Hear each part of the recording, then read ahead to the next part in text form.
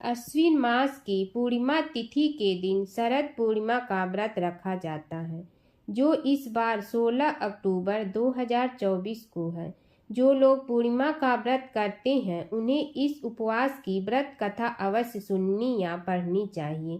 देवी देवताओं की पूजा अधूरी मानी जाती है। आइए जानते हैं शरद पूर्णिमा व्रत की सही कथा। माता लक्ष्मी और चंद्रदेव को प्रसन्न करने के लिए शरद पूर्णिमा का दिन बेहद खास है।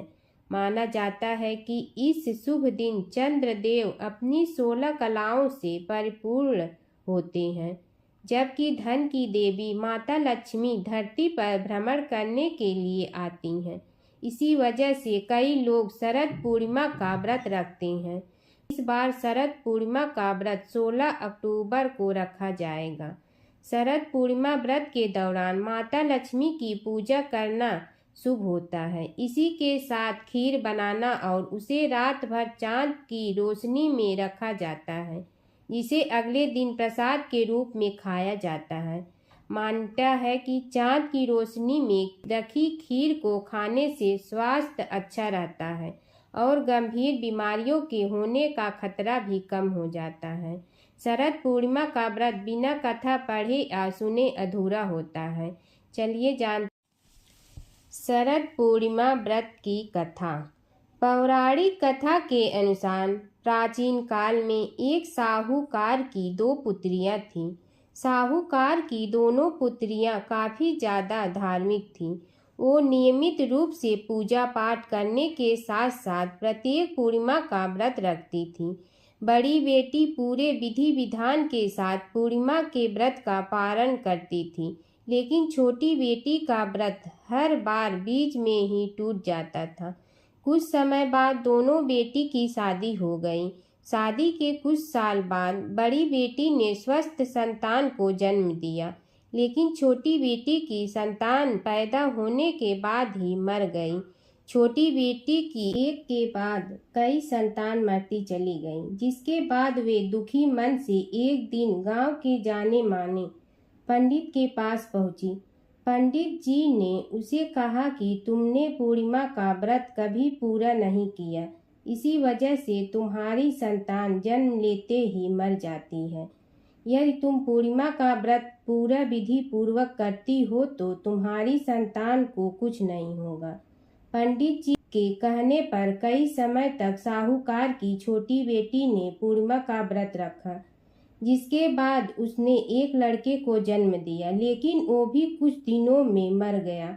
बेटे को मृत देखकर उसकी माँ शोक में डूब गई और अपने बच्चे को गोद में लेकर रोने लगी। इतनी ही देर में उसकी बड़ी बहन वहां आ गई।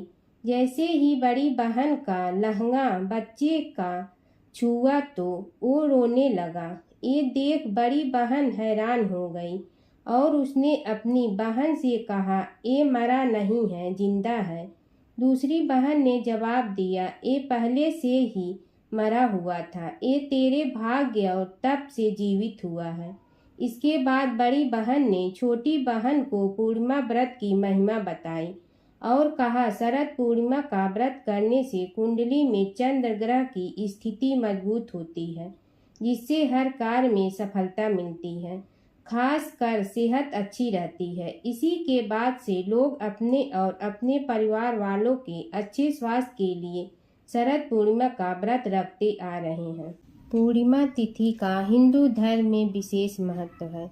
इसे धनदायक और संतानदायक व्रत माना गया है। जो लोग पूरे विधि विधान से पूर्णिमा का व्रत करते हैं और पूर्णिमा के दिन चंद्रमा को अर्घ्य देते हैं, उन पर भगवान विष्णु और माता लक्ष्मी की विशेष कृपा होती है। आइए जानते हैं पूर्णिमा व्रत की कथा। द्वापर युग में एक समय की बात है कि यशोदा जी ने कृष्ण से कहा, हे कृष्ण, तुम सारे संसार के उत्पन्न करता, पोषण तथा उसके संहार करता हो। आज कोई ऐसा व्रत मुझसे कहो जिसके करने से मृतलोक में स्त्रियां को विधवा होने का भय न रहे तथा यह व्रत सभी मनुष्यों की मनोकामना पूर्ण करने वाला हो। श्री कृष्ण कहने लगे, हे माता, तुमने अति सुंदर प्रश्न किया है। मैं तुमसे ऐसे ही व्रत को सविस्तार कहता हूँ। सौभाग्य की प्राप्ति के लिए स्त्रियों को अर्थात 32 पूर्णिमाओं का व्रत करना चाहिए। इस व्रत को करने से स्त्रियों को सौभाग्य संपत्ति मिलती है। यह व्रत अचल सौभाग्य को देने वाला और भगवान शंकर के प्रति मनुष्य मात्र की भक्ति को बढ़ाने वाला है। यशोदा जी कहने लगी, हे कृष्ण, सर्वप्रथम इस व्रत को मृत्युलोक में किसने किया था? इसके विषय में विस्तार पूर्वक मुझसे कहो। श्री कृष्ण जी कहने लगे कि इस भूमंडल पर एक अत्यंत प्रसिद्ध राजा चंद्रहास से पालित अनेक प्रकार के रत्नों से परिपूर्ण कातिका नाम की एक नगरी थी। वहाँ धनेश्वर नाम का एक ब्राह्मण था और इसकी स्त्री अति सुशील रूपवती थी। दोनों ही उस नगरी में बड़े प्रेम से साथ रहते थे। घर में धन धान्य आदि की कोई कमी नहीं थी। उनको एक बड़ा दुख था, उनके कोई संतान नहीं थी, जिस वजह से वह बहुत दुखी रहते थे। एक दिन एक बड़ा तपस्वी योगी उस नगरी में आया। वह योगी बाकी सभी घरों से भिक्षा मांगकर भोजन किया करता था, लेकिन उस ब्राह्मण के घर से भिक्षा नहीं मांगा करता था। एक दिन योगी गंगा किनारे भिक्षा मांगकर प्रेम पूर्वक खा रहा था कि धनेश्वर ने योगी को यह सब करते देख लिया। सब कार्य किसी प्रकार से देख लिया। अपनी भिक्षा अनादर से दुखी होकर धनेश्वर योगी से बोले, और सभी घरों से भिक्षा लेते हैं, परंतु मेरे घर की भिक्षा कभी भी नहीं लेते, इसका क्या कारण है? योगी कहने लगा कि आपके धर्म हमें इस बात की आज्ञा नहीं देता है, क्योंकि अभी आप गृहस्थ जीवन में एक सुख से वंचित हैं। आपके घर संतान होने पर मैं आपके घर से भी भिक्षा स्वीकार कर लूँगा। उन्होंने कहा कि जिसे संतान नहीं है उसके घर से भिक्षा लेने से मेरे भी पतित हो जाने का भय है। धनेश्वर यह सब बात सुनकर बहुत दुखी हुआ और हाथ जोड़कर योगी के पैरों पर गिर पड़ा तथा दुखी मन से कहने लगा कि आप मुझे संतान प्राप्ति के उपाय बताइए। आप सर्वज्ञ हैं, मुझ पर अवश्य ही यह कृपा कीजिए। धन की मेरे घर में कोई कमी नहीं है, लेकिन मैं संतान न होने के कारण अत्यंत दुखी हूँ। आप मेरे इस दुख का हरण कीजिए। यह सुनकर योगी कहने लगे, तुम चंडी की आराधना करो। घर पहुंचकर उन्होंने यह सारी बात अपनी पत्नी को बताई और खुद वन में चला गया। वन में पहुंचकर उसने चंडी की आराधना की और उपवास किया।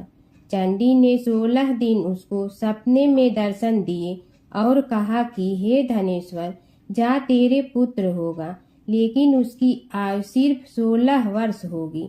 16 वर्ष की आयु में ही उसकी मृत्यु हो जाएगी। अगर तुम दोनों स्त्री और पुरुष 32 पूर्णिमाओं को व्रत करोगे तो यह दीर्घायु हो जाएगा।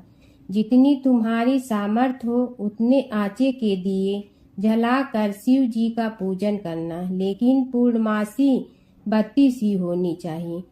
सुबह होती ही तुम्हें इस स्थान के पास एक आम का पेड़ दिखाई देगा। उस पर चढ़कर एक फल तोड़कर अपने घर चले जाना।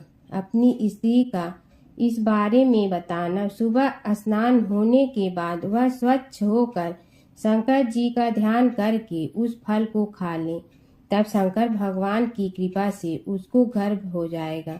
जब ब्राह्मण सुबह उठा तो उसे उस स्थान पर आम का पेड़ दिखाई दिया और वह उससे फल तोड़ने के चढ़ा, लेकिन वह पेड़ पर चढ़ नहीं पा रहा था।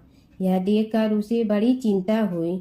उसने भगवान गणेश की उपासना की और कहा, हे दयानिधि, अपने भक्तों के विघ्नों का नाश करके उनके मंगल कार्य को करने वाले, दुष्ट का नाश करने वाले, रिद्धि सिद्धि देने वाले, आप मुझे इतना बल दे कि मैं अपनी मनोकामना पूरी कर सकूं।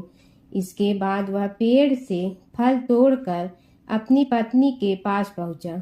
उसकी पत्नी ने अपने पति के कहे अनुसार इस फल को खा लिया और वह गर्भवती हो गई। देवी की कृपा से उसे बहुत सुंदर पुत्र पैदा हुआ। उसका नाम उन्होंने देवी दास रखा। माता पिता के हर्ष और शोक के साथ वह बालक बढ़ने लगा। भगवान की कृपा से बालक बहुत ही सुंदर था, सुशील और पढ़ाई लिखाई में भी बहुत ही निपुण था। दुर्गा जी के कथा अनुसार उसकी माता से 32 पूर्णमासी का व्रत रखा। जैसे ही 16वां वर्ग लगा, दोनों पति पत्नी बहुत दुखी हुए, कहीं उनके पुत्र की मृत्यु न हो जाए। उन्होंने सोचा कि अगर उनके सामने यह सब हुआ तो वह कैसा देख पाएंगे। तभी उन्होंने देवीदास के मामा को बुलाया और 1 वर्ष के लिए देवीदास को काशी में पढ़ने के लिए भेज दिया। 1 वर्ष के बाद उसे वापस लेकर आ जाना। देवीदास अपने माता के साथ एक घोड़े पर सवार होकर चल दिया। उसके मामा को भी यह बात पता नहीं था। दोनों पति पत्नी से 32 पूर्णमासी का व्रत पूरा किया। दूसरी तरफ मामा और भांजा दोनों रात गुजारने के लिए रास्ते में एक गांव में रुके। उस दिन उस गांव में ब्राह्मण की कन्या का विवाह होने वाला था।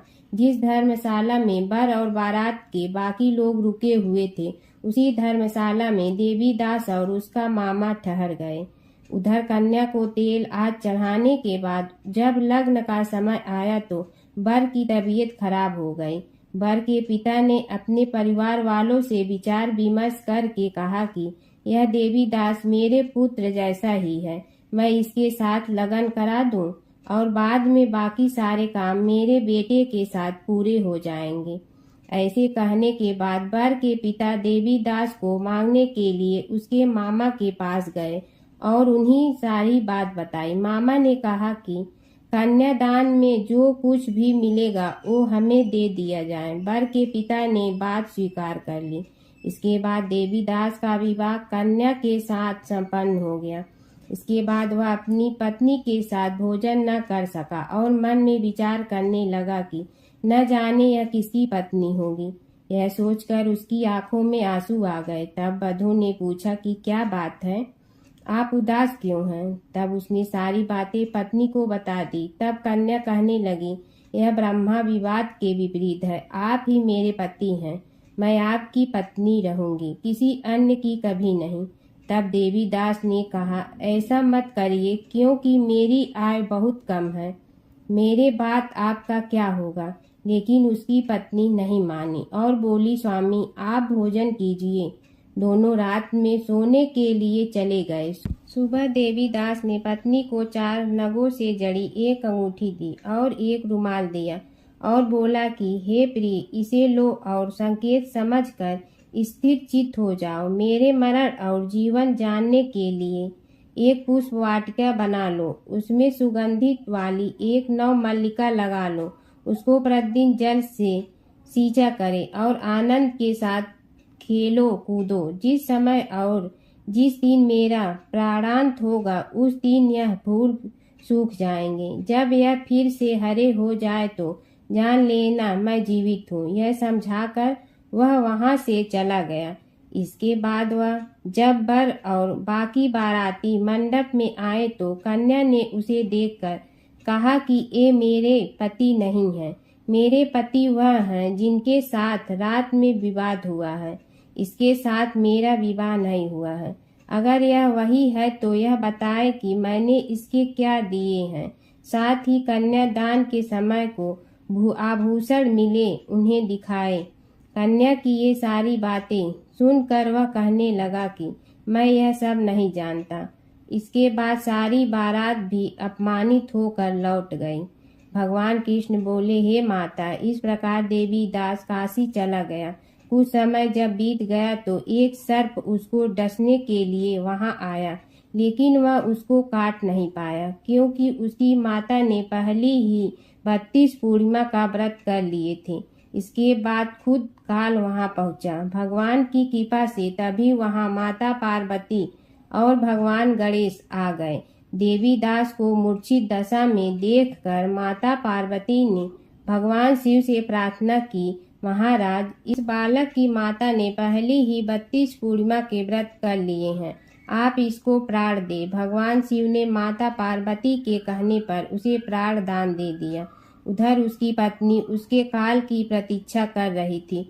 उसकी पत्नी ने जाकर देखा कि पुष्प और पात्र दोनों ही नहीं है तो उसको बहुत आश्चर्य हुआ, और जब उसने देखा कि पुष्प वाटिका फिर से हरी हो गई तो वह समझ गई कि उसका पति जिंदा हो गया है। इसके बाद वह बहुत ही प्रसन्न होकर अपने पिता से कहने लगी कि मेरे पति जीवित हैं, उनको ढूंढिए। जब 16वां वर्ष व्यतीत हो गया तो देवी दास भी अपने मामा के साथ काशी चल दिया। इधर उसकी पत्नी के परिवार वाले उसे ढूंढने के लिए जा रहे थे कि उन्होंने देखा कि देवी दास और उसका मामा उधर ही आ रहे थे। उसको देखकर उनके ससुर बहुत प्रसन्न हुए और उसे अपने घर ले आए। वहाँ सारा वर्ग इकट्ठा हो गया और कन्या ने भी उसे